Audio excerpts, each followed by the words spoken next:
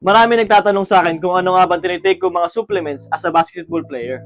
Bago ang lahat, shoutout ko lang saglit ang friends and family para sa solid na t-shirt ko. And sakto may nagpadala sa atin ng clear package from Senpai Villa Supplement. So shoutout sa Senpai Villa Supplement from TikTok Shop. Supplements na ginagamit ko as a student athlete and everyday na tinitake ko.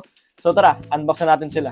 Let's go. Nagpadala sila sa atin ng whey protein from Rhino Nutrition. Guys, whey protein ang isa sa mga tinitake ko ng supplements everyday. Guys, sa mga hindi nakakalam is to increase muscle growth at syempre, para ma-enhance natin yung mga muscles natin at para sa recovery na rin. Isa to sa mga essentials na para sa ating mga athletes.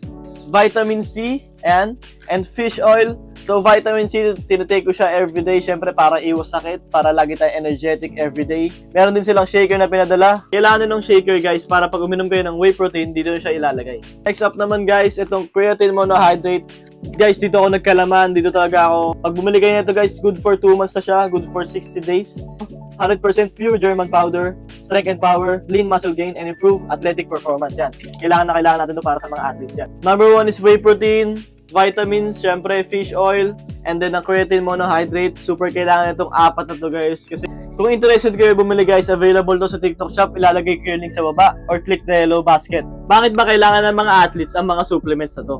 Syempre guys, everyday tayo nagpe-perform, everyday tayo nakipag-compete. Guys, kailangan din natin mapangalagaan yung mga katawan natin at maging healthy. Tip ko sa inyo para sa mga athletes dyan, kailangan nyo mag-invest sa mga supplements na binanggit ko. Kaya kung nagustuhan mo itong video na to, huwag mo kalimutan na follow ako at i-like at i-share at mag-comment. Again, I'm Kylie Menes. Everyday ako nag-upload about basketball or workouts. Kaya don't forget to follow me. Peace!